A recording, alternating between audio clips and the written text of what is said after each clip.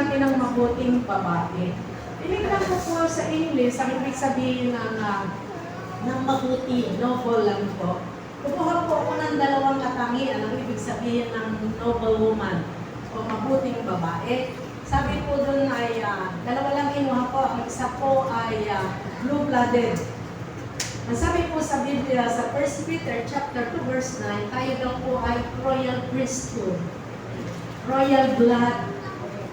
At ang isa po ay honorable. Dalawa lang po yung binuha ko.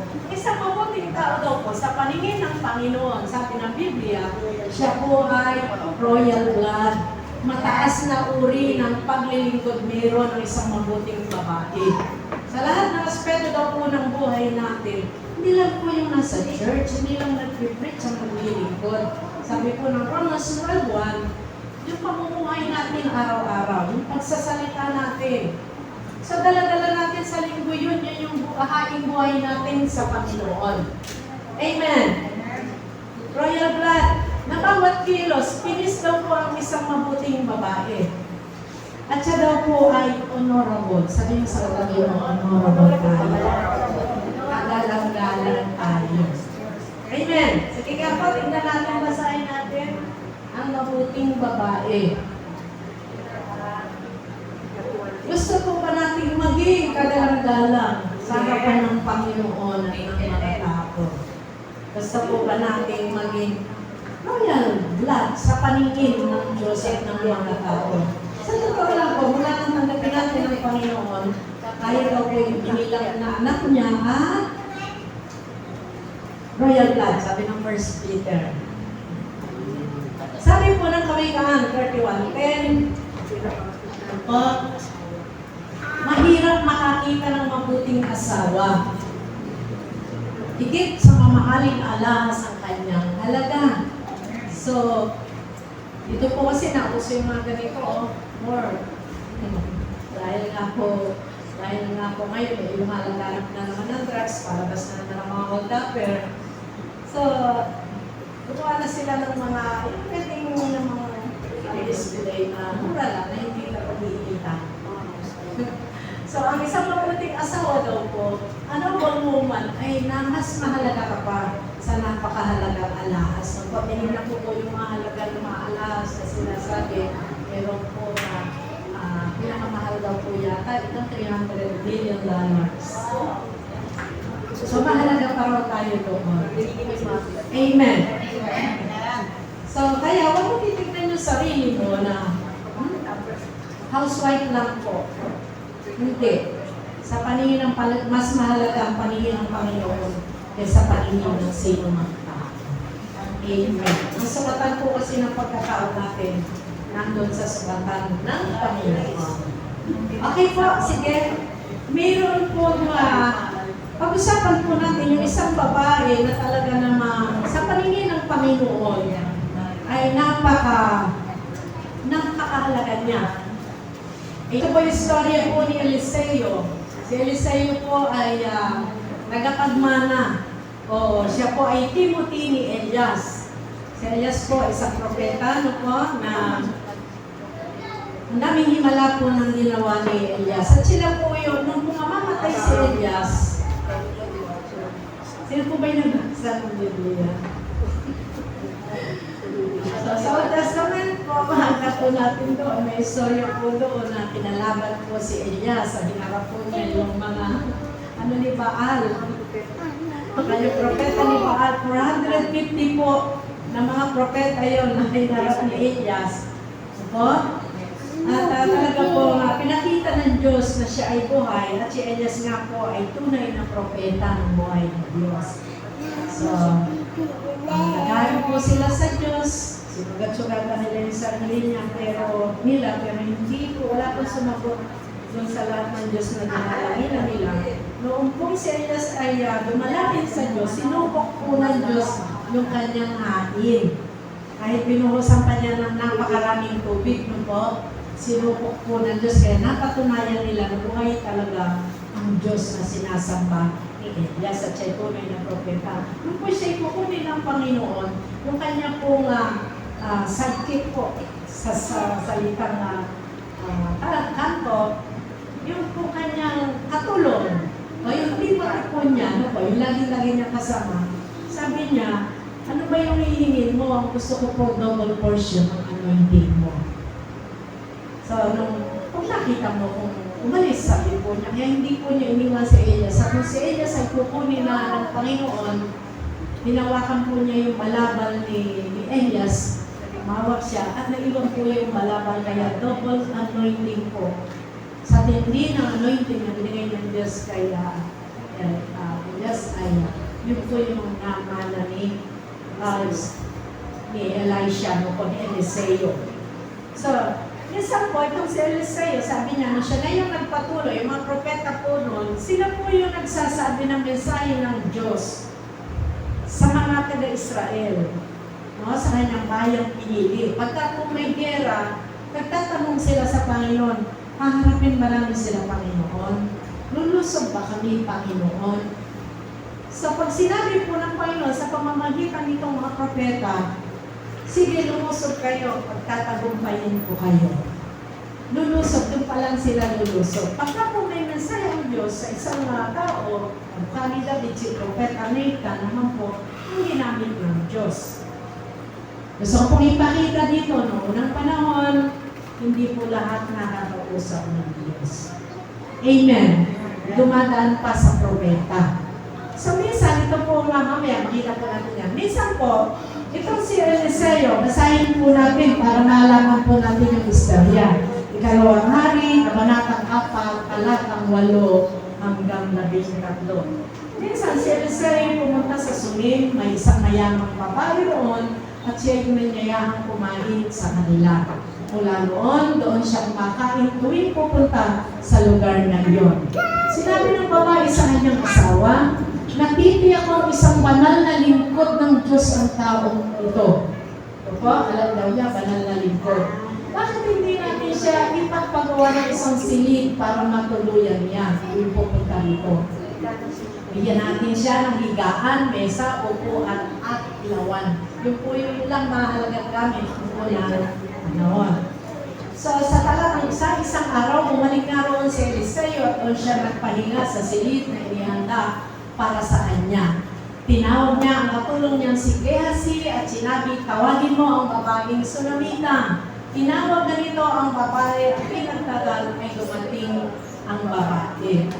Sinabi niya sa kanyang katulong, sabihin mo, may nasasalamatan natin ang pagpapagawa niya ng puluyan natin ito. Itanong mo kung ano ang maitutulong natin sa kanya bilang ganti sa kabalahan niya sa atin. Baka may gusto siyang ipasabi sa hari o sa pinuno ng hukbo. Wala kayong dapat alalahanin, sabi niya. Nasisyahan na po kami sa pamumuhay rito sa piling ng aming mga kababayan, sagot ng babae. Sa 14, napasagang. Okay, pag-alis ng babae, tinanong ni Eliseo si Gehazi, ano kaya ang maitutulong natin sa kanya?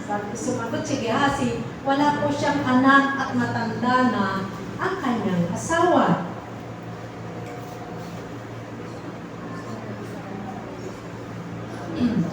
Sinabi sa kanya ni Eliseo, 1 taon mula ngayon, mayroon ka ng anak na lalaking kakalungin. Sinabi ng babae, mahal na lingkod ng Diyos, wag na po ninyo akong paasahin kasi matanda na yung asawa niya.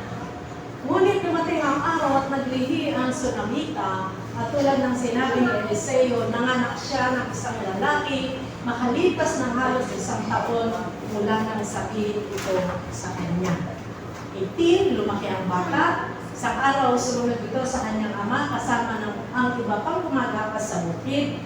Bigla na lamang dumaing ang bata na masakit ang kanyang ulo. Sinabi ng ama sa isang katulong, iwi mo na siya sa kanyang ina. Sumunod naman ang inutusan at inilagay ang bata sa andungan ng ina nito, ngunit nang magtatanghaling tapat, namatay ang bata. Ang bangkay ay nilagay ng ina sa silid ni Eliseo. Inilagay niya ito sa higaan, isinara ang pinto, at dali-daling lumabas. Tinawag niya ang kanyang asawa at sinabi, madali lang. Pagayakin mo ang isang utosan at ipaghanda ng ang isang asno, masasakyan ko. Pupunta ako sa lingkod ng Diyos. Anong gagawin mo roon tanong ng asawa? Hindi gayon ang araw ng pamamahinga at hindi rin kapistahan ng bagong buwan. Kahit na, sabi niya, kailangan ko siyang makausap, sagot ng babae. Na maihanda ng asno, dali-dali siyang sumakay at sinabi sa kanyang katulong, sige, pabilisin mo ang asno at huwag mong pabagalin hanggang hindi ko sinasabi sa iyo. At naglakbay sila papunta sa bundok ng Carmel na kinaroroonan ni Eliseo. Nasa daan pa lamang natanaw na sila ni Eliseo. Sinabi nito kay Gehazi, dumarating ang Sunamita. Sabi niya, salubungin mo, kumustahin mo siya, ang kanyang asawa at ang kanyang anak. Nang kumustahin ni Gehazi, sumagot ang babae, mabuti po. Sabi niya, ng Sunamita, saksi si Yahweh ang Diyos na buhay. At hanggat buhay ka, hindi ako aalis nang hindi ka kasama. Pagkasabi nito, lumakad siyang papalabas ng bahay, kaya tumindig na si Eliseo at sumunod sa kanya. Tinatawag niya, pumunta po sila, and then ito na po yung tulo, tinatawag niya kay Gehazi ang Sunamita at nang pumasok ito, sinabi niya, kunin mo na ang iyong anak. Ang babae nagpatira pa sa paanan ni Eliseo pagkatapos kinuha ang anak at dinala sa kanyang init. So, nung puntahan po niya, ito propeta na si Eliseo, sabi niya doon sa katulong niya, sige pumunta ka doon, dali mo yung tungkod mo, ipatong mo sa bata. Hindi, sabi niya, buhay ang Diyos, sabi niya. Buhay ka. Hindi ako aalis dito nang hindi ka kasama. So, ginawa po ni Eliseo, pumunta siya at dinapaan po yung bangkay ng bata, hiningahan ng 2 beses na po, ang pangatlo, nag-check po ang bata at nabuhay. Kaya tinawag po niya, patunay mo na yung babae, sabi po niya, kunin mo na yung anak mo kasi nabuhay po yun. So, yung babaeng ito, makita po natin sa binasa natin. Kaya po, gusto kong mabasa natin para makita natin yung kabuuan ng istorya. Ano po? Bao siya. Mayaman yung asawa niya at matanda. Pero, marami silang kabuhayan, marami siyang inaasikaso. Pero kahit marami siyang inaasikaso, nakikita niya yung nangyayari sa paligid niya. Alam po, napapansin niya yung mga tao, napansin niya si Eliseo, parang sabi niya, banal na lingkod ng Diyos ang taong ito. Nakikita po niya, hello, hindi mo siya focus sa anumang bagay lang. Maraming mga tao, kaya nga po sinyer ko sa inyo yung sabi ng isang babaeng Kristiyano na busy sa anak buhay, kulang sa Panginoon, sana naglingkod na lang ako sa Panginoon, hindi ka nasayang. Amen. Ang mga babae po kasi noon, pag mayaman ng asawa, silang namamahala, kaya po sa awit 31, mabuting asawa. Pinamamahalaan po niya yung asawa na sa bukid, at sila po namamahala po noon na rin ng asawa, pinamamahalaan yung bahay, yung mga anak. Amen po ba?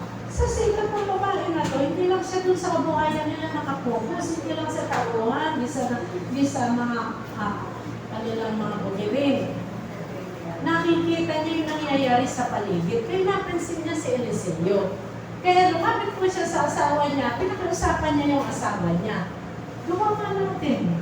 Tumulong nga tayo. Tulungan nga natin itong lingkod ng Diyos. Kaya po yung asawa niya na patawag dito, kaya pumayag yung asawa niya, nakumbinsin niya yung asawa niya na tumulong din, igawa ng bahay panuluyan yung lingkod ng Diyos. Amen. Ulit ko, nakumbinsin niya yung kanyang asawa na tumulong. Tulungan yung lingkod ng Diyos. So, at nung sabi po ni Eliseo sa kanyang katulong, paano ba natin magagantihan yung babae yun? So, iusap natin. Kasi nga si Eliseo, yung mga hari at saka yung mga sundalo, siya po yung pinupuntahan, humihingi ng gabay kung sila po ay lalaban o hindi. Malakas po sila sa gobyerno. Sabi ng babae ito, subaylahan ka namin sa mga hari, sa mga pinumunawag po. Hindi po, sabi niya, namin kailangan ng influensya. Kontento na po kami sa buhay namin ito sa piling ng kababayan. So, naisip po ni Eliseo, ano bang kulang nila? Mayaman po sila eh. Wala lang pong anak kasi matanda na yung isa ko. So, yun po yung pinanalangin ni Eliseo, kaya binigyan ng anak. Kaya naman po, sa isang anak, siyempre po, apple of the eyes, center of attraction, sentro ng pamilya yung bata, kaya lang po, biglang namatay yung bata. Gano'ng kasakit po yung mawalan ng anak. Alala po yung may namatayan sa isa. Ano po, yung po regalo eh. Tapos biglang namatay. Doon sa panahon na yung bata ay nagbibigay ng kasiglahan sa pamilya, ng kaligayahan sa magulang, biglang namatay. At nung mamatay po, hindi po siya nagsanta perga. Kapampangan po ba yun? Hindi po siya nag-alasisa. Diba? Ano po ginawa niya? Kinuha yung bata, tahimik lang. Dinala doon sa lugar na pinapalay, tinutuluyan ng likod ng Diyos. Kasi yun, laging nananalangin. Sinara po niya yung binagay niya doon, at saka po isinara. And then pumunta siyang dali-dali doon. Sa ilang kilometro, ilang milya yung pinuntahan niya. Kaya po kumuha siya ng asno eh. Pinakuha niya na sa asawa niya. Dalihan mo, sabi niya. So nagpunta po siya doon at pagdating po doon, alam na agad ni Eliseo na padating siya. Sabi niya, inutusan po yung katulong na punta sa bahay. Dali mo na, patong mo lang yung aking sabi niya. So sabi po sabi po ng babae, kahit anong mangyari, hindi ako papayag na hindi kita maisama. Kaya po nabuhay yung bata. Tayo po, kapag tayo nagkakaproblema, pag dumadating yung pagsubok, ano yung lumalabas sa bibig natin? Bukod siya nagsasangka perga, ano po yung lumalabas? O hindi po pala. Ano po yung lumalabas sa bibig ng mga babaeng Kristiyano sa pangklaan? Amen. Amen. Wala naman akong kasama. So, para po tayo ay maging kalugod-lugod daw sa kanya ng Diyos at masabing tayo ay noble woman, meron pong tatlong bagay na pinakikita yung kwentong ito. Amen. Mga katangian ng may bahay na kalugod-lugod, ng isang mabuting babae na kalugod-lugod sa Panginoon. Number 1, meron siyang malasakit sa gawain ng Diyos.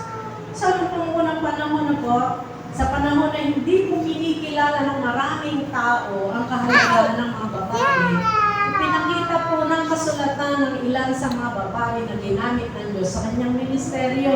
Hanggang ngayon po, tinutuligsa po kami. Bakit kami magsasalita sa pulpito? Noon ang panahon, hanggang ngayon, marami pa rin samahan. Ayaw po patayuin ng babae. Pero makikita po sa Biblia, kasama po itong babaeng ito, itong istorya ng babaeng ito, bakit hindi yung asawa niya ang bida o yung pinakasentro ng istorya? Bakit itong babaeng ito ang sentro? At makikita po natin, kung nagbabasa po tayo ng Biblia, nandiyan po si Rahab, yung babaeng patutol, hostess, nagbebenta ng aliw, na nung nagpadala po ng spy para po sakupin yung mga lupang pinasasakop ng Panginoon, itinago po ni Rahab yung dalawang spy, yung dalawang tiktik. No, sa kabila nung alam niya na buhay niya ang kapalit, nanganganib yung buhay niya sa mga sundalo ng lugar nila, inilihim po niya, tinakpan po niya yung sa bubong yung dalawang spy at tinulungan po niya na ilagay din doon sa pinakabayong na malaki, hinulog po doon sa gilid ng bakod. Kaya po, nakauwi at nakapag-report yung dalawang spy. Hello po. Makikita po natin to doon sa Mateo. Makita po natin itong babaeng patutot at ito pagka-hostess. Talagang maliit na maliit ang tingin ng mga tao. Pinandidirihan siya. Pero itong babaeng patutok na ito, kasama po sa linya ng mula sa lahi ni Abraham hanggang sa lahi po ng Panginoong Jesucristo, nadaanan po ng lahi ni Jesucristo ang babaeng patutok na ito. Kasama-sama ang babae ng panahon na yun. Amen. So dahil po siya ay nagmalasakit, tumulong sa gawain ng buhay na Diyos. Isinama siya sa linya, sa mga banal na linya ng lahi ng tao hanggang sa panahon ni Heso Kristo. So ito pong si Deborah at saka si Jael, ng panahon po na mayroong pinanunod sa Panginoon. Propetisa po si Deborah. Sabi ng Panginoon, lumusog kayo, maangkin ninyo yan. Eh sabi po nung leader ng Mahoko, sasama ka sa amin. Hello po, ganun yung mga tao eh. Pag may sinasabi, di sumama ka sa amin. Sama mo kaming mapahama. Alangan kami na. Hello po. Sasabi po ni Deborah, o sige, sumakay sa kabayo si Deborah, nanguna sa gyera. Tinalo po nila yung dahil sabi ng Panginoon, ibibigay sa kanila yung kalaban. At yung pinaka-leader na yung napatay po niya yung hari, at saka po yung pinaka-numero po sa isang babae din, kay Jael po binigay ng Diyos. Kahihiyan po malaki sa mga lalaki dati yun, na babae ang papatay, at babae ang mananalo sa laban. Pinaunahan sila ng babae. Sino pa po? Si Abigail, hindi po pala Rebecca yan, si Abigail. Hindi po Rachel. Si Rachel, may Rachel doon. Abigail pala yan. Yung nasa isip ko na may istorya niya. Si Rachel naman po, si Haring David po noong nagtatago siya, nagbabantay po sila sa mga kataniman, hanggang sa mga kakabuyan, binabantayan po nila yung mga nag-aalaga ng mga hayop. So, iniingatan po nila, binabantayan nila pagkagabi yung mga hukbuya kagang trabaho nila. Nagtago lang po, gandang sulit. So, yung mga nagbabantay po ng mga kayamanan kasi ng mga tao noon, yung mga tupa, yung mga herbs, yung mga binabantayan nila. So, yung mga bantay po, sinasangla nila sa gabi, hindi po malusog ng mga tulisan. So, dumating ang panahon na walang nawawala sa kanilang mga alaga dahil sa tulong naman po ni nila Haring David.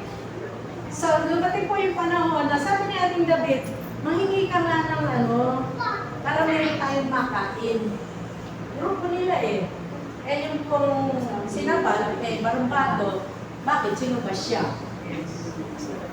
Hello po. So, sa galit po ni Haring David, papatayin po sila lahat ng lahi niya. So, nagsumbo po yung katulong. Ang ginawa po nitong si Abigail. So, makay sa asto, nagdala ng maraming ubas, nagdala ng mga tinapay, nagdala ng mga karne. So, ini-offer niya kay Haring David. Humingi siya ng dispensa in behalf ng kanyang asawa. So, hindi po namatay ang lahi niya. Alam po, pero nung ikwento po niya sa asawa niya, alam mo, yung sa ginawa ng pamilya kay David, papatayin na sana niya ang lahi natin. Ikaw ang lahi natin. Kaya lang pumunta ako doon. Nagbigay ako ng regalo. Kaya nag-lubag ang damdamin niya. Pero hindi sana ubusan ng lahi natin. E nung marinig po ni Nabal yun, pinatake sa puso sa sobrang takot. Namatay din po sila. At si Abigail ay naging asawa ni namin David. Nakikanin po natin yan sa linya po. So maraming mga babae sa Biblia, ang ginamit naman si Esther na naligtas po niya ang lahi ng Hudyo sa panahon po ni Haring Artaxerxes. Ngayon po ay Iran yun. Kaya po ang lulusog din sa Israel ay Iran. Ang mauuna. Ano ba yung Iran na yun?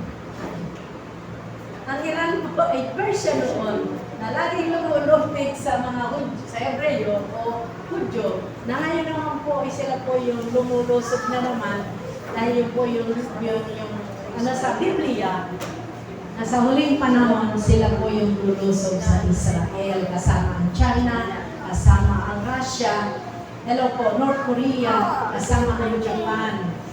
Lahat ng mga Muslim sa buong mundo lulusog po sa Israel pero pagtatanggol sila ng buhay na Diyos. Sa Biblia po nandiyan po si Maria na naging ina, daluyan. Pagamat hindi niya anak, ginamit na daluyan para maging tao. Tunay na taong Panginoong Hesus para po tayo iligtas. Si Maria Magdalena, babaeng bayaran na naman, napakarumi, pero siya po ay pinatawad ng Panginoon. At sa John chapter 4, makita po natin isang barangay nung magpatotoo siya, aligtas po, tumanggap sa Panginoon. Amen. Sino pa? Bukod kay Magdalena, sa Lucas 21, 1-4, yung matandang babae na meron lang siguro 5 piso ngayon ang tanging kayamanan niya, in-offer po niya sa offering hanggang ngayon. At hanggang mayroong nangangaral ng salita ng Diyos, hanggang sa pagbabalik ng Panginoon. Yung babae babae na yan, at saka po yung matandang babae na to, mga babaeng ito, pinag-aaralan po. Amen po ba? Yung mga babae, unang-unang nagayag. Yung mga madadaldal na babae, sabi ko po pag mga pastor, pinag-uusapan bakit yung iba maraming sa mga karapatan ako yung kumayo sa pulpito. Kaya sabi ko, mamatay ang Panginoong Yesus at sabi ko muli siyang mabubuhay. Yung mga dalahirang babae, yung mga chismosang babae, pakangkang na babae. Sila po yung hilingan ng Panginoon at sila yung mga-witness ng muling pagkapuin ng Panginoon. Di po ba? At sila yung kauna-unahang nagbalita ng Diyos, ang Panginoong Yesus, na matay at muli na buhay. Amen. Una-una nilang sinabihan, binalitaan, ay yung mismong mga alagad, 12 alagad ng Panginoon. O, 11. Nagkakaw na nakapala si Judas na, pero hindi pa nakapalitan. Amen. So, ulit ko po, hanggang ang salita ng Diyos ay pinag-aaralan, hanggang sa pagbabalik ng Panginoon, yung mga babaeng ito ay dinadakila at pinaparangalan ng Diyos sa paningin ng maraming mga tao. So, ang babae, hindi po, hindi po katulong lang. Marami po sa church, no pa? Sa church po, mga kapatid, hindi lamang po ang babae nakaupo. Iilan na ka lang natin yung lang umaawit, kami nagpipreach, yung mga nandito. Hindi po. Kung ikaw ay naglilinis, nagwawalis, nag-i-invite ka, merong gawain dyan, may cell group sa malapit sa inyo, mag-invite ka. Para yung si Rahab. Ano po? Pwede mo bang i-offer yung bahay mo o magdala ka ng merienda? O yung mga nagpipreach doon, kainin mo pa merienda mo sa bahay mo. May part ka sa gawain ng Panginoon. Itong mga babaeng ito, tumulong sila para yung gawain ng Diyos ay maihatid. Kami po ngayon, meron pong nagpipreach sa barangay, kasi ngayon pa lang po ako sumama sa samaan ng mga pastor sa San Ildefonso. May mga nagpipreach po doon ng mga pastor sa Kasimbayanan. Ang ginagawa ko, sabi ko sa mga kapatiran, pag nandyan sa Biyernes, tayo ang magluluto ng pagkain ng mga pastor na nagpipreach doon. Bakit? Tayo nilagay ng Diyos sa pulunta mo, lahat na yun dapat masaturate natin. Tayo yung nagsishare. Hindi natin ginagawa. Silang gumagawa. Tinutulungan tayo. Sabi ng Panginoon, tatamad ninyo. Magpapadala ko ng iba. Pakanin naman natin. Amen. Lahat ng part. Halimbawa, nakikita mo pagod na pagod yung mga umaayo. Abutan mo lang kahit magkano. Oy, kanya yung merienda. Diba no, Pastor Balingit? Oo, nagtuturo sa mga... Hello po. Kasama ka sa party na yun. Halimbawa, kami na po, sabi sa mga kapatiran, kahit hindi o pag-gay. Ngayon daw po, mayroong nagtuturo doon sa may pag-parking gitna. Na pastor ng dyan sa Alasan. Kung dadawan sa inyo, kung madaanan nyo, abutan nyo kahit magkano. O bigyan nyo ng merienda. Kung pwedeng lumasa ba nyo, imbitahan nyo, po kayo dito, merienda kayo. Party ka sa gawain ng ano. Amen. Mag-ayos-ayos ng silya. Halimbawa, maglilinis. So, kung nang-imbitahan, tumulong ka na para maging maayos yung gawain ng Panginoon. Pero lalo na kung hinahayag ang salita ng Diyos. Ito yung sasakyan namin, tricycle namin, gamitin nyo. Hello? Ay, saan hindi ka kailangan? Bang matang, Amen. Sa harap po ng Panginoon, pinag-aaralan po natin, lahat po tayo sa harapan ng Diyos, isang platform lang, isang semento lang, isang sahig lang ang tinatayuan natin. Dito lang medyo, siyempre, medyo ang preacher, medyo sa siya, kandang-kandang huli kasi magsesermon. Pero ang preacher, at saka po taga-kamay, driver, at saka po yung taga-invite, pareho lang po sa harapan ng Panginoon. Nagtutulong-tulong po tayo. No, paano kami magpipreach kung napakarumi? Hindi naman mapalagay ang mero, ayaw naman pumasok at marumi. Yun lang lagi tayo nakangiti.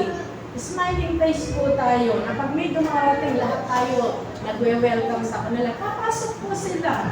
Kung di natin pinapansin, tayo pa'y nagamit ng kalaban para hindi sila lumapit sa Panginoon. Hello po. Maraming ginagamit ang Panginoon. Pero alam po ba ninyo, kahit na mag-drive pa, maglinis, mag-invite, ulit-ulitin po, tulungan nyo lang paggamit ng sasakyan. Pareho-pareho po tayong naglilingkod sa Panginoon. At nawa po, kapag ginagawa natin ito, gagawin ko ito, hindi para makita ng tao, gagawin ko ito. Kasi nakikita ko ng Panginoon, alam niya na gusto kong tumulong sa gawain. Amen.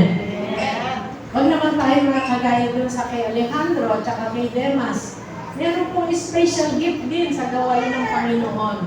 Kahit sa church, meron nun. Kung pagdating sa labas, sa halip na mag-invite, punta kayo sa church, ang sinakinukwento, yung kasiraan ng church. Hello po. Ang kinakwento, maganda yung ano doon. Puro hindi maganda. So sila po yung ginagamit ng kalaban para hadlangan. Pero tandaan po natin, pagtay na ng tao, ang Diyos pa rin ang gagawa ng paraan para siya ilapit sa Kanya. Amen po ba? Pero kahit na anong paraan na makatutulong tayo at magawa yung gawain, tumulong ka sa gawain ng Panginoon. Hindi namin gawa yun, hindi we mention it. Kahit nurse pa yan, kahit cute pa yan, kahit children yan. Wala nang pwedeng iluto. O, mag-deko, yan dipak mo, makasahot mo. Part ng gawain. Amen po ba? Pwede nga eh, pwede nga yung mag-invite ng sa mga believer. O yung anak nyo, papuntahin nyo doon, may gawain. Kasama ka, nakikita ng Diyos yun, na tumutulong ka sa gawain ng Panginoon. Ang preacher, may part siya. Yung mga music ministry, may part. Ikaw, anong part mo sa gawain? Magbukas lang ng plato, pwede eh. Para madaling maayos, maglinis ng church. Para sa susunod na gawain, maayos yung gawain ng Panginoon. At tandaan po natin, lahat ng tulong natin na mairaraos yung gawain ng Panginoon at makakakilos ang Diyos sa puso ng mga tao, part ka ng gawain ng Panginoon. Huwag na po tayong magnasa, kaya po nakakagulo sa church. Kung gusto yung pinakamagandang posisyon, yung sikat, yung nakikita, delikado kayo dito. Alam po ba ninyo, mas delikado itong nasa pulpito, nasa stage. Kasi pag medyo na gusto-gusto ng tao, marami nang gagamitin ng kalaban. Sige, gula-gulahin mo, sabi mo ang galing mo. Pagka naman nagawa na ako, kakabless ang galing-galing mo. O pagka pumasok mo, ano, wala na. Papurihan daw po, hindi bibigay ng Diyos kahit kanino. Mas maganda po lang yun, pinakamas magandang paglilingkod sa Diyos. Yung hindi nalalaman ng ibang tao, hindi napapansin, pero nakikita ng Diyos. Ano po yung hindi nakikita? Number one, yung nananalangin. Pag may nag-i-preach, yung may nag-pray, Lord, bigyan mo po ng karunungan yung mensahe mo, may bigay po ng mga nag-preach. Ano po ba yung mensahe mo sa amin? At buksan mo po, ikaw matanda ng Kristiyano, mag-pray ka. Kapag may gawain, Lord, buksan mo yung puso at isipan, mga nakikinig. Ma-bless po sila. Wala pong uuwi, Panginoon, na hindi po sila na-bless ng iyong salita. Part ka ng gawain ng Panginoon. So, hindi po tayong nag-iingay para mayari na agad, ma-disturb yung mga gumagawa. Hello po. Hello. Hindi po tayo yung nakikita ng Diyos. Alam po ninyo, 2 o 3 na nagkakatipon sa aking pangalan, sabi ng Panginoong Jesus, ako'y nasa inyong kalagitnaan. Ilan po tayo dito?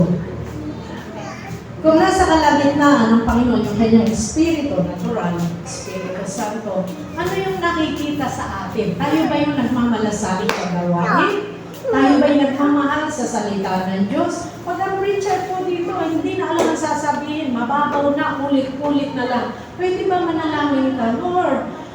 Itago mo siya sa iyong cross. Ilagay mo po yung salita mo. Sabi mo, Panginoon, sa Matthew 10:19, ikaw yung magkakaloob ng salita.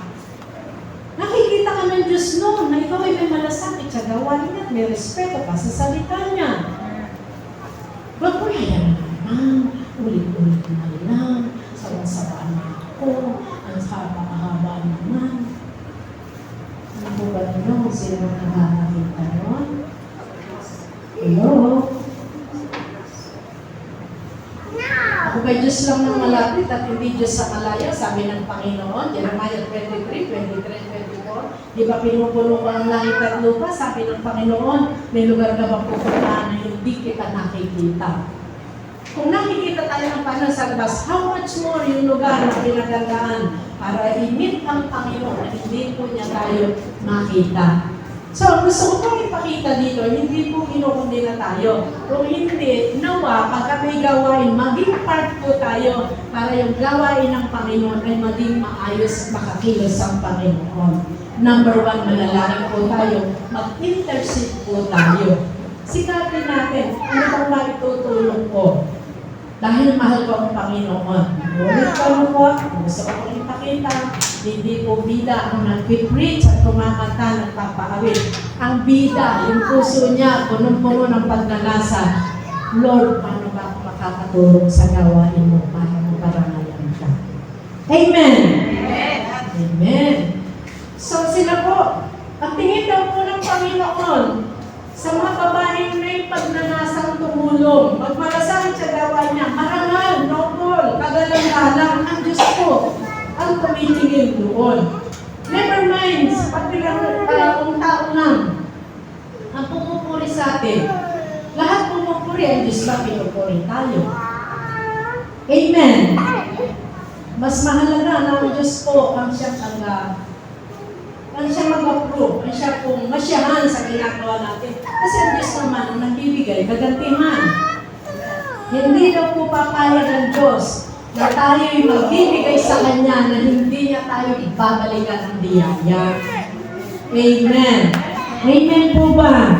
Mga Rahab, mga Deborah, mga Abigail. Okay po, Matthew 6:33, ang sabi po doon, kapag inuna daw po natin ang kanyang kaharian, ano yung kanyang mga gawain? Hello po, pag inuna natin pag-isip, nagbabasa ka ng salita ng Diyos, nag-pray ka. Kapag may gawin, may Bible study, pupunta ako doon, iwan ako muna yung mga gawain. Hello po, kapag may mayroon pa ng bahay, pag may prayer meeting, kahit anong gawain, tatabi ko yan, pagdala ng oras, a-attend ako. Kapag dahil natin yung ating salita doon, pinamumuhay natin. Yung kanyang katwiran. Lahat ng bagay idaragdag lang sa atin. Alam po, yung mga kinuha nating guest dito, yung nakaraan ng anniversary, bakit siya pinagpala ng Panginoon? Bakit may hotel ko yung nakatinda niya? Bakit ilang po ang truck niya? Ay sa 50, no? Bakit siya pinagkatiwalaan ng Diyos na gano'n? Kasi inuuna po niya yung gawain ng Panginoon. Hello po. Sumusuporta, nung kami po ay nagme-mentoring doon nung sa G12, ilang libo ang gastos sa dami nung nagme-mentoring. Halos siya po yung, hindi ko lang na ibibigay ng mga sama namin na nagme-mentor doon. Tapos siya po yung kumagas. Minsan mo po, sa isang gabi, isang mentoring, minsan yung kliyente, maawa ng libo. Pamimerienda, pagkakapilin mo yung mga nag-government, yung mga... Kasi po, bago po yung actual na, na mentoring, may aralan pa po yung mga pastor. Pamimerienda pa po nila, minsan pakakainin pa. Dahil sa Panginoon. Amen. Hindi po, wala pong nalulugi sa nagbibigay ng panahon sa Panginoon. Kanina po na rin yung sabi, pagpapalain daw ng Panginoon kapag tayo nagkakaloob. Hindi po puro pera yun. Pinagpapala din ng Panginoon kapag nagbibigay. Pero maraming pagpapala, unang-unang physically, yung kagalingan, kalusugan, yung katalinuhan, pamilya mo iniingatan ng Panginoon, yung hanap buhay mo, yung basang bahayan mo, kita nyo, wala akong nadala ng bahay ko, hindi pa magpapala yun? Sino rito may pamilya nang namatay sa baha nung nakaraan, o natangayan ang bahay? Wala naman eh. Pero dapat siya naalala natin mo, sisimbahan ako sa Panginoon. Ha-attend na ako sa gawain ng Panginoon. Nakakalungkot po maraming Kristiyano. Hindi sa kakainit po. Amen. 1 Corinthians 3:6-8. Sabi ni Pablo, si Pablo daw ang nagtanim, si Apollos ang nagtanim, si Pablo yung nagdilig. Pero ang Diyos ang nagpapalago. Ibig sabihin, yung nag-preach, yung nagpa-awit, yung naglinis, yung nag-invite, yung nagsundo, ano pa? Ano pang meron dito? Pero ang Diyos ang kumikilos at ang Diyos ang nagpapala, Diyos ang nagpapalago sa bawat isa sa atin. Kami po, lalo na kami preacher, tagadala lang ng salita. Tagahatid lang kami sa inyo. Amen.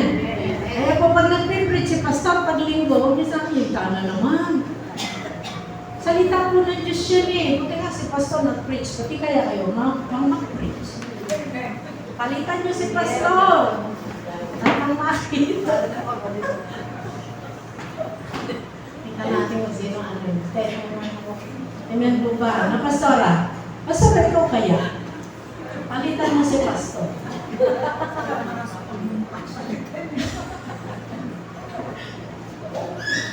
Sabi ko po sa mga member doon, ano yung reklamo nyo? Sabi ko, tapos yung mga leader nyo, ayaw nyo sa leader nyo, ayaw nyo harapin, tago-taguan nyo. Kayo nga, walang malasakit sa kaluluwa nyo eh. Yan lang sa leader ninyo eh. Iwanan na lahat. Nagmamalasakit sa kaluluwa nyo para lang kayo maligtas. Tataguan nyo pa. Amen. Yung mga nagsiself, pamilyandahin nyo naman. Iniwan nga yung trabaho eh. May kape sa bahay, wag lang kape. Okay po. Hindi po, totoo po yun. Kaya gusto pa yung pastor eh. Gusto ba? Okay po. Okay na nga po tayo. 1 Corinthians 15:58, sabi po doon, huwag daw po tayong manghihinawa na maglingkod sa Panginoon. Kung habang buhay na lang ako nag-i-invite, habang buhay na lang ata akong nagbibigay. Oh, pasalamat ka, buhay ka pa. Hindi ka pa kinuha ng Panginoon, may pagkakataon ka pa maglingkod. Amen. Huwag daw tayong manghihinawa kasi hindi raw po nawawalan ng kabuluhan yung ating ginagawang paglilingkod. Kasi po, pagdating natin sa langit, aabutan pa natin doon. Amen. Amen. So, John 14, 1-4. Meron daw lugar doon, sabi ng Panginoong Jesus, paghahanda ko kayo ng dakong kalalagyan. Pagyari daw ay babalik. Kaya po, bawat isa sa atin, lahat ng Kristiyano, tanungin mo nga ang sarili mo, may naipadala na kaya ako sa langit? Ang bahay ko kaya doon, meron ng pundasyon. May bubong na kaya. Hello? O baka wala man lang kahit ano. Lahat ng ginagawa natin dito, saan sinasabi ng Biblia? Nagpapadala tayo sa Panginoon. Huwag mong pagkagawa ng pulpito. Yun lang, ikaw'y naglilingkod sa Kanya, nananalangin, nagbibigay nga, nag-i-invite. Amen. Nagpapadala tayo doon. Alam mo, kung may nakita kayong tao, sinyeran nyo, yung siya ay manood na hirapan siya sa problema, kinanselan nyo, pinag-pray nyo, naglilingkod ka naman sa Panginoon. Pag siya ay nilapit ko, manalangin ka sa Diyos, may awa ang Diyos, sa Diyos ka lumapit, magtiwala ka sa Diyos. Sino Diyos? Panginoong Jesus. Mga libro to sa religion. Okay po, hindi nawawalan. So, kagalang-galang daw po yun. nga po ako yung nasa bus eh. Pagtakbo ng magpipreach na sila. Patay ang kahiyan. Kaya ba natin yun? Preach ng preach. Hindi po yung ng software. Marami pa rin pong nagpipreach, hindi po nangingit. Tapos pagbaba na ang dami pong naglilipod sila sa Panginoon, tago-tang po nila. At ako po'y naniniwala. Lahat ng naglilipod, tumutulong sa gawain ng Panginoon sa anumang paraan, sa lahat ng aspeto ng kanyang buhay, pinagpapala siya ng Panginoon. Pangalawa, para daw po tayo maging noble, kagalang-galang sa harapan ng paningin ng Panginoon ng mga tao. Siyempre po, nagmamanifest yun. Yung pong babaeng ito, may magandang relasyon siya sa kanyang asawa. Sino po ang walang asawa dito na? Isa lang, at dalawa. Sino po ang may asawa? Makita ka, ano? Ano kayong asawa? Wala kayong asawa. Kapatid. Sige. Regalo ng Diyos yan. Marami po hindi binigyan ng asawa ng Panginoon. Huwag na natin papalitan yan. Isa lang yun. Kasi po, pagka nakita mo yung lagi mo nakikita yung mali, bakit pag hindi niya nakita matanda asawa niya, nire-respeto niya. Alam po? Kasi po, makita natin yung mga kapangitan ng asawa natin, meron din mga pangit sa atin. Baka pinagtsatsagaan lang tayo ng asawa natin kaya sila yung tatagal. Pag tayo ay nakatagpo ng iba, nakakakita ka ng ibang katangian, pero yung katangian niya wala. Nobody's perfect. Yan ang binigay ng Diyos. Cultivate po natin. Pahalagahan natin ako. Yung ginagawa natin ng magliligawan, nagpapatsabi ka, laging maganda, kahit wala ka namang papaganda, pero pinagagalaw, ikaw hindi gawin pa rin po natin ngayon. Lalo na ngayon. Mas may karapatan kang magpakala ngayon. Amen. So ito pong babae nito, hindi basta siya dumadalin. Baka pwede naman dalin, pagpagawa natin yung si pastor, maayo yung pastor, baka pwede natin pagawa yung pa-entertain din natin sa bahay natin. Dito na lang natin siya patutulungin. Amen. Marami pong nag-aaway ngayon, magagaling na babae. Mga hiwalay. Ay, sige yun. Akin to. Ginawa ko to. Kinita ko ito. Nangisondo po yung asawa ko. Nung yan mo, alam, mayari. Siyempre, lit na lit yung asawa mo. Amen. Madalas po namin narinig kasi po lang na-encounter namin eh. Ako lang, hindi, mali ka na ako. Ala. Wala. Ayan, wala. Amen. Hello po. Siguro, ang sarap sa pakinig ng asawa, ay, pundar ng asawa ko yan. Tanim ng asawa ko yan. Hello po. Kasi pag-asawa ko. Mga, pundar po ng asawa ko yan. Hindi ba siya liligaya? Hello? Kaya kahit na mukhang sabi nga, Coca-Cola na tayo, sexy pa rin ang tingin niya. Dahil po sa pakulit natin sa kanya. Sarap siguro. Meron pa ako nakita sa kulit kami, no? Mahayang po kami doon. Pero namatay na yung mag-asawi. Ugod-ugod na po, 90 plus na pareho. Ako konting hands pa, sabi ko kung doon sa nasirang Tata Silver. Tata Silver, sino ba yung matanda na yun? Ay, mga nakasing nun eh, nasa ibang lugar na eh, sila na lang nandiyan kasama ako. Kahit sa pumunta, magkaunting hands ang matanda. No? May kukunin lang doon sana, kasama yung sa kapitbahay, may ramin lang. Kasama yung asawa. Bibili lang ng noodles. O ng biscuit yung sa tinan. Holding hands pa sila. Yung ba magandang pakinggan yun, magandang tingnan. Hello. Kasi yung asawa, meron po isang napakabalit. Kilala niyo, pero hindi ko na sasabihin. May tricycle, paano yung kayo niya sa tricycle? Tapos yung asawa, nagsusunod malakad. Ba't hindi ka sumasakay sa tricycle ang asawa? Hindi naman ako sinasakay yun eh. Kilala niyo, huwag niyo na lang tatanong. tanungin. Hindi naman ako sinasakay nun eh. So wala namang natuwa. Wala talaga. Minsan lang eh, nagmamagaling tayo, pero wala naman kung natutuwa. Minsan papalakpak ka pagkaliro mo. Ano lang, upang tao. So ito pong babaeng ito, mahal, pwede ba natin siyang pagdawin? Ipagpagawa natin. Hello po. Natanong po niya, nung yung bata ay namatay, nilagay niya doon sa ano, tinago mo, sinara mo na yung ito. Utusan mo yung isa nating marami silang tauhan eh. Yung asno, paano pupunta ako sa lalaki ng Diyos, sabi gano'n, o sa likod ng Diyos. Sabi niya, hindi naman sabat na yun ah. Huwag ka nang pumunta, hindi, kailangan mo pumunta. Eh, hanap buhay yung asawa. Hindi man niya inabala. Kasi nakapokus siya, paano siya makakalapit sa Diyos. Ulit ko, unang panahon. Kung nagkaroon siya ng problema, ang naisip agad niya, hindi magsasagtaper ka. Ito magwawala eh. Alaman na ng buong barangay. Meron pong isang bata, ano kasi nangyari, ay yung kanilang nandun, naku, nanay ka yung ano ninyo doon, yung pwesto ninyo doon, nanay ka na doon ka. Ay, nandun, nagkakasakayak ng iyak, may batang maliit. Wala, sabi ko ng batang maliit. Pray na po tayo, wala namang mangyayari. Lahat ng tao na lang, paano ka na? Yung peso namin na lang doon nakakuhayan natin, akong doon na tarakpan niya. Wala mo na lahat. Tapos, wala, kanina pa nagatin ni tatawag eh. Pray na po tayo, wala namang mangyayari. Napahiya ako, sabi ko nung matanda. So itong babae ito, hindi niya pinalam sa asawa niya, makakabala eh.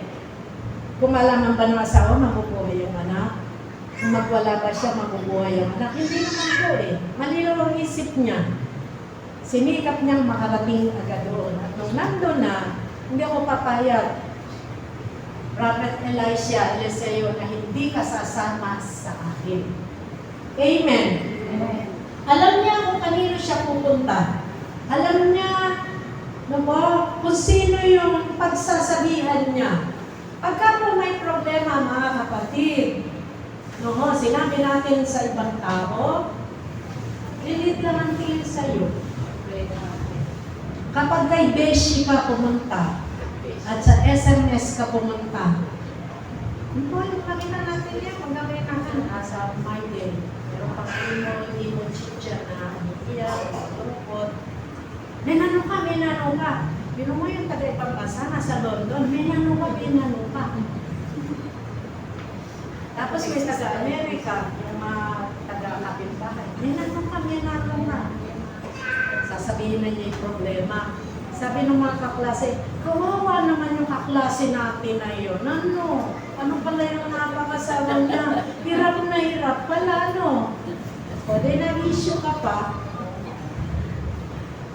Noong po unang panahon, ulit ko, kaya po kanina, nilakihan ko yung doon sa mga binasa natin. Noon po, ang layo-layo ng babae, sumakay pa ng karuwahe para lang makarating kay Elisha. Kasi ang pinakausap lang ng Diyos, propeta. Sabi mo, propeta. Ngayon po, ang Panginoong Jesus ay bumaba na sa lupa, namatay siya, tinubos niya ang kasalanan natin, at nang tayo tumanggap sa Kanya, pinatawad na tayo, bilinis sa lahat ng kasalanan natin, ginawa tayong templo ng Diyos. Hindi mo ba alam na ikaw ay templo ng Diyos at ang Espiritu ng Diyos ay tumatahan sa iyo. Hindi ka napupunta, hindi ka nasasakay hindi ka napupunta ng milya-milya. Hindi ka na sasakay. Dito lang, marinig mo ngayon yung problema, makita mo ngayon. Manalangin ka na, kasama mo ang Diyos. Yeah.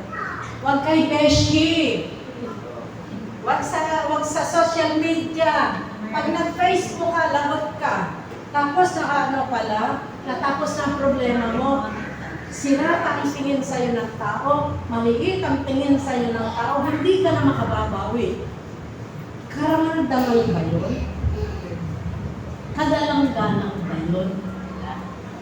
Jeremiah 17:5 ano sabi? Sumpahin ng tao na tumitiwala sa tao at sa lakas nito. Pag may problema ka, takbo ka ng takbo sa tao. Ang gusto daw ng mapalad ang tao ng pag-asaya, Panginoon para siyang para siyang itinanim sa tabi ng matisan, laging sariwa, namumunga sa kapanahonan. Pag ang problema natin, lagi natin idinahin sa Panginoon. Ano sabi ng babae nung tinatanong siya? Kamusta? Patay yung bata eh. Ano sinabi niya? Meterya! Ay, may sabi ka na ako! Meterya! Makalalo ka! Hindi po siya nagganon. Mabuti po. Bakit mabuti? Kasi alam niya kaya buhay ng Diyos. Bakit mabuti? Kasi alam niya may magagawa ang Diyos sa buhay niya. Kaya niya kung naubos man ngayon. O kung wala kang inani, kaya kang paglihin ng Panginoon. Mabuti. Kasi alam niya, kaya kang pagalihin ng Panginoon. Mabuti po. Why? Kahit hirap na hirap ka ngayon, kaya kang iangat ng Panginoon. Amen po ba? Amen. So alam niya kung kanino at sino. Huwag kung kanino magdadala ang problema mo. Umanap ka ng mga godly people na mag-aambay sa'yo ng maganda na malalapit ka sa Panginoon. Kasi ang gusto ng Diyos, sa Kanya ka lang lalapit. Jeremiah 32:27, akong Panginoon ang lahat ng laman, may imposible ba sa akin? Amen. Kung may problema, huwag mo rin dinadaling kahit kanino. Sa Diyos ka umiyak, sa Diyos ka magsumbong. Buhay ako, sabi, buhay ang Panginoon at buhay ka. Sabi niya, hindi kita pababayaran, hindi ka dumaraw sa bahay namin. Lord, sabi po ng Isaiah 43:25, dahil sa aking pangalan, kaya kita pinatawad. Iniingatan ng Diyos yung kanyang pangalan, anak niya tayo. Sabi niya, 26, halin kayo, magkatwiranan tayo, o magharap kayo sa hukuman. Ibalik mo sa akin yung aking usap. Ibalik mo sa akin yung pangako ko sa iyo para ikaw ay mapatotohanan.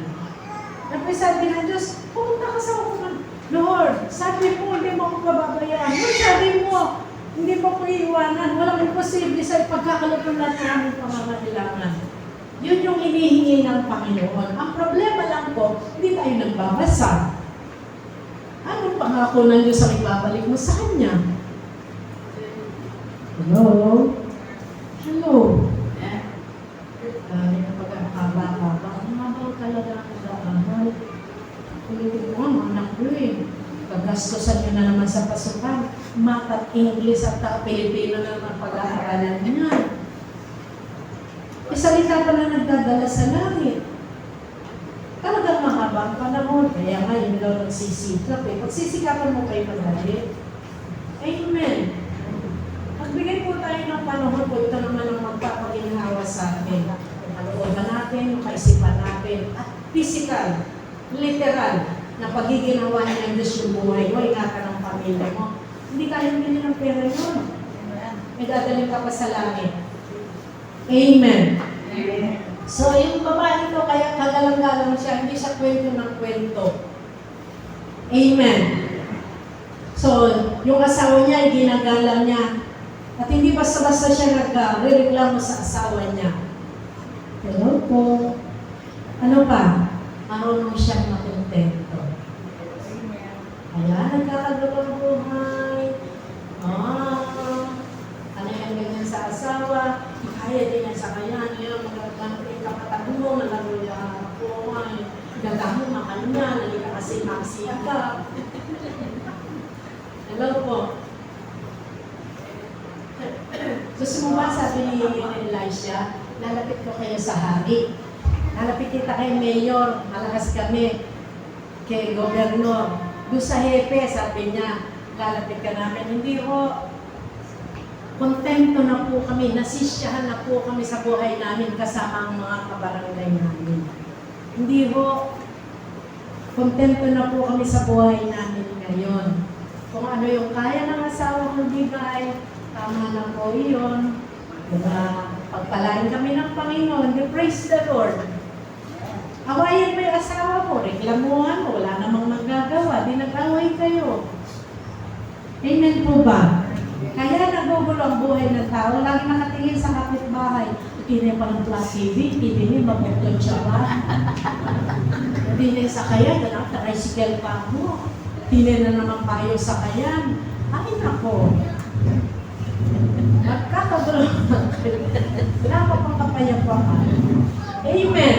Yung babae nito, kaya nagkaroon siya, hindi mo nasisyahan na po kami kung anong buhay namin gano'n. Kaya pa po yung lugar namin. Ayaw mo ba yung ayaw mo ba sa subdivision? Hindi po okay na po kami dito sa Tagulod at Sabana. Amen. Lalo na ngayon, hindi na po binabaha ang banat. Hindi ba? Salamat kay Diego sa big, mas para ng ilog. Wala nang plus ngayon. Okay po. Yun lang, pasalamat na tayo sa Diyos. Taon-taon may plus sa banat. Amen. Kagalang-galang na babae. Amen po ba? Pero hindi naman, yung po bang lagi tayong nagpo-consult, yung pag nag-uusap, ano man yung gagawin, mag-uusap tayong mag-asawa, maganda kaya yung gano'n ang gawin natin. Para yan ang tama yung gano'n na. Sino po dito mag-asawa bago natutulong na kwento ka? Pagka po tayo ipakwento, yung kwento walang kwenta. Tapos gusto pa ng lalaki sa lithan ng bukid, kahit natangalan. Pag-iusap tayo sa bubong ng bahay. Kasi yung bahay sa Israel, pinapaalas lang yung bato, kaya nasa bilaran ng araw. Gusto pa hindi lang nasa bilaran ng araw, kaya sa mga kasama-kasama maingay. Amen. Amen po kasi ito. Bakit hindi nyo na ako ipuntahan dito? Okay po. Sabi po ni Pastor Reggie, may espiritu sa aming mentoring. Bakit na rin ang problema ng mga pastor puro mag-asawa? Abogado po kasi siya, puro na lang annulment at divorce ang hinahanap ng mga Kristiyanong mag-aasawa. Kaya sabi po niya, kayong mga kabataan, parang habag na ninyo sa sarili ninyo, o kayo papasok sa pag-aasawa, o yung mga anak nyo papasok sa pag-aasawa, manalangin po kayo ng 7,000 beses. Hindi na 10,000 beses na. Pagod na po kami. Sumasakit ng ulo namin. Puro na lang problema sa mag-asawa. Itong season na to. Bakit po? Kasi po naman ng social media, yung bang, tapos post ng post yung nasa abroad, kala mo naman totoo. Paminsan-minsan lang yun, di ba Sister Grace? O po sa mga hotel, yung mga pagkain, hindi naman lagi masarap ang pinakain. Pagod na pagod nga eh. Ala naman namin pag gano'n, o ayaw mo ako. Nagkahiwalay, nasira ang pamilya, nasira ang mga anak. Sa Ephesians 5:22 at 24, kailangan daw pasakop tayo. Kasi talagang yun ang gusto ng Panginoon. Ibig sabihin, hindi ka naman alipin. Amen. Sabi nga po doon sa Genesis chapter 2 hindi mainam sa lalaki ang walang kasama or katulong. Gagawa ko siya ng makakatulong. Yung pong katulong dito, hindi po chiminaan. Katulong sa gawain ng Panginoon. Katulong sa pamilya. Kasama, hindi po chimay. Amen. So, dito po, kaya pinakita ko kanina si Abigail. Si Abigail po, nung kanina ginagawa ng asawa niya, siya yung gumawa ng paraan. Marami pong babae. Meron din pong babae. Kahit ano gawin ng asawa, amen, amen. Napahamak na, amen pa rin. Pasakot tayo sa asawa, pero pag mali na ginagawa, paglalahanan po natin. O, nakakita mo yung babae, mali yung ginawa ng asawa, nakipagrangulan. O, siya rin, nakipagrangulan. Mabait yung asawa ko. Wait ang asawa ko, doon sa barangay siya nakipaglaban. Asawa nga po ninyo na ako nakita sa CCTV. Ito pong sabihin, sa pamumuhay natin, pasakot tayo sa asawa. Pag nagkakamali ang asawa, ikaw number 1 na nakakakita, ikaw ang manalangin, ikaw magpaalala. Kung nakakagawa ng mali asawa mo, mahin ka ng dispensa, huwag kang kumakalaman agad. Amen. Mga nanay na konsentilor. Ngayon, anak, nasa barangay. Kanya, maganda kayo ng asawa ko, maganda kayo ng anak ko. Di pa nga nalaman kung anong issue Magtanong po tayo na po ba nangyari. Kung mali, pasensya na po kayo. Kung siya yung tama, may pagtanungan mo, pero huwag kang ano doon. Kung kami yung mahayo, nagsishare po kami yung babae kasi nag-aral siya yung may kaya dati.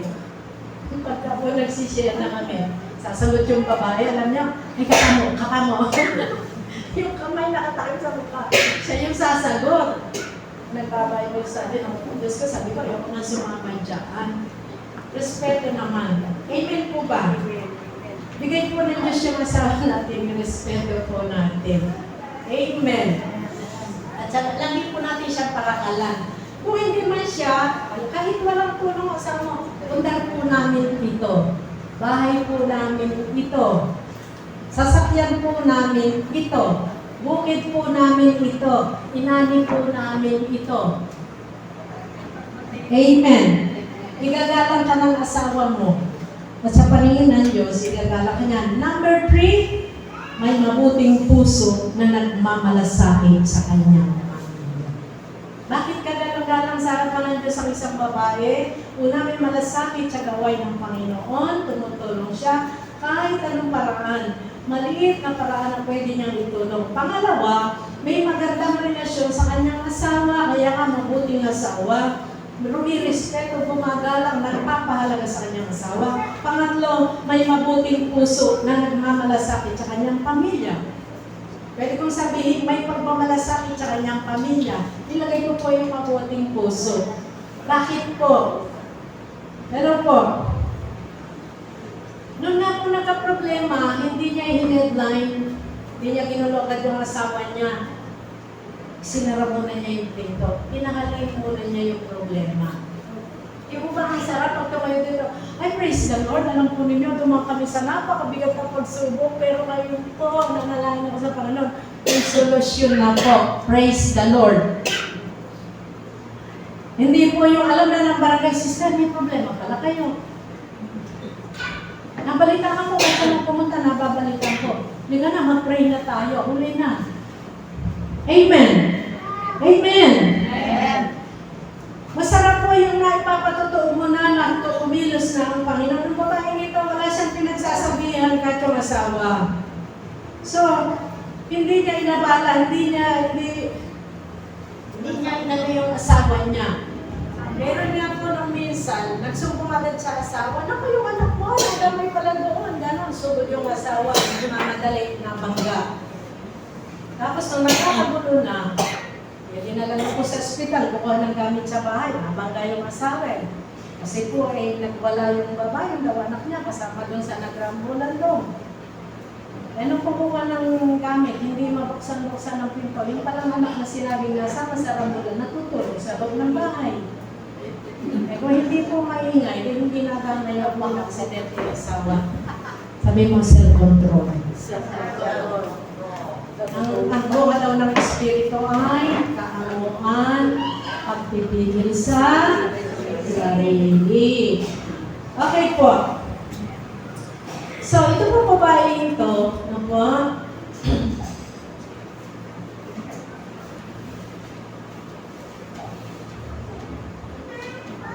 Ang babae po ito, ang lagi po niyang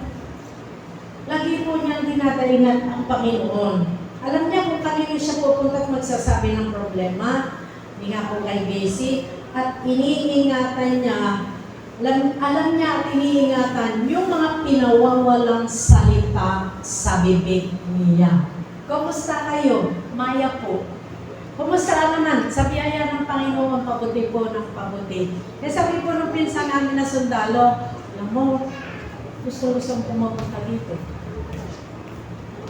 Puro mabuting naririnig ko sa iyo. Papunta ako sa lahi natin sa gawi-gawilan at saka sa ibang lugar. Ito kaya ng problema. Walang katapusan daing, nahihirapan ang kalooban ko. Pati ako, lumulungkot ang buhay. Dadamay ka ako sa problema nila. Amen po ba? Mabuti po sabihin niya. Okay, kapatid. Yan na. Pagka po tayo ay nakwento sa mga tao, yun nga, marahe-headline ka.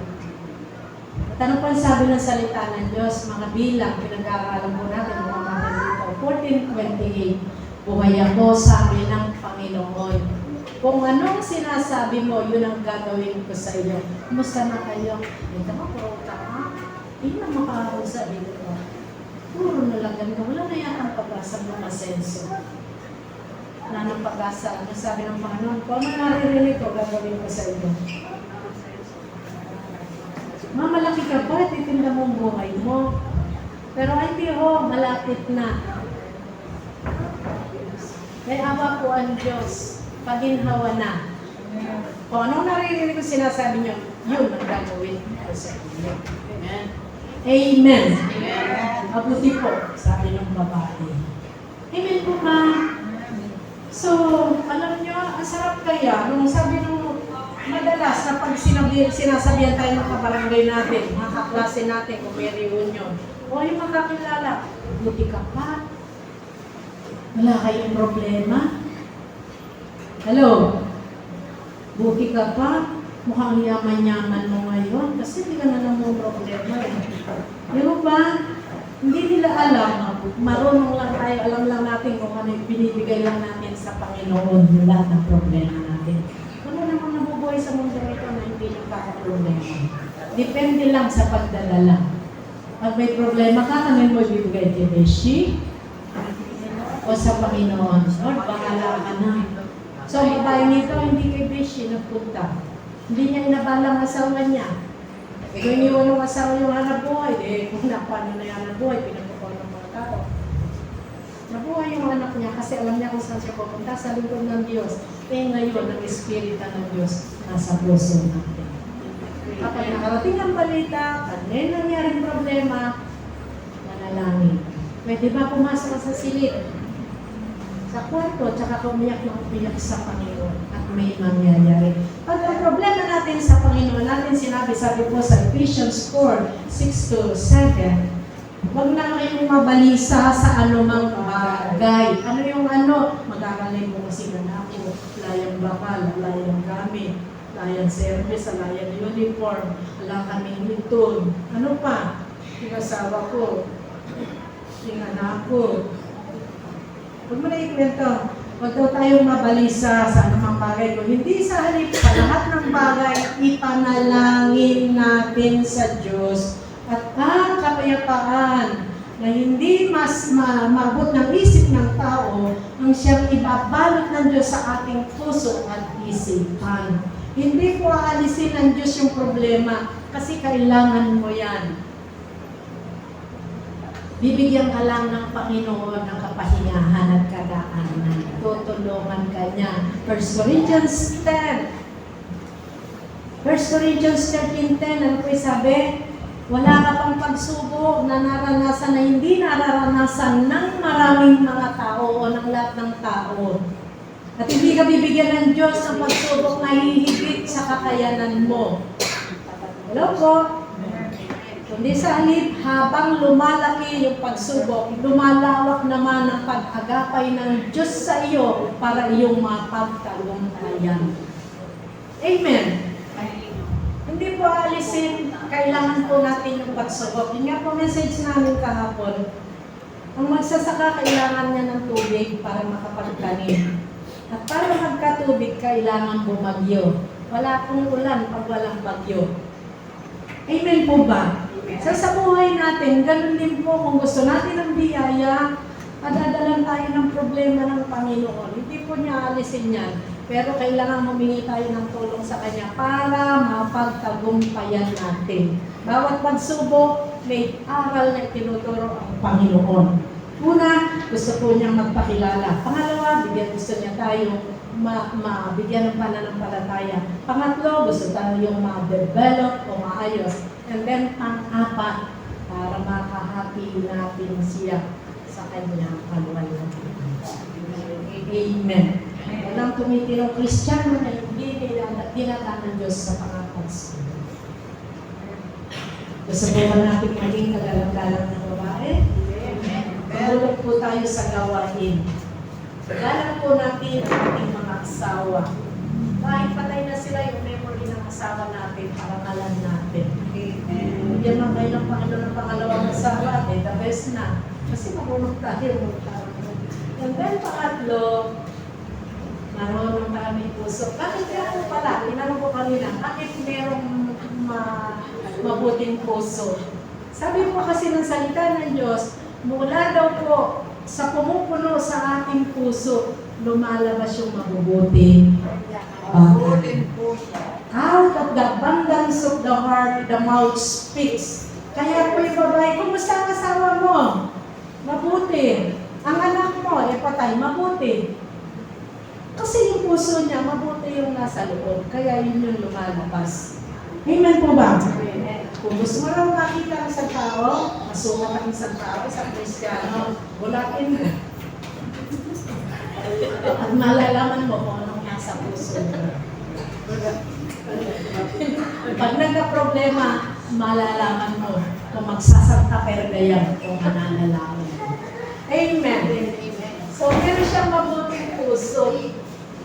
Laging lumalabas sa bibig niya, hindi yung sitwasyon ng buhay niya. Ang lumalabas sa bibig ng isang kagalang-galang na Kristiyanong babae, yung gusto niyang gawin ng Diyos sa buhay niya. Kumusta ka lang? Mabuti po. Kumusta ang buhay niyo? Ay, maayos po. Ayusin ng Panginoon. Kumusta ang asawa niyo? Ay, napakabuti, napakabait. Babait yung pag narinig ko, pag nabalita.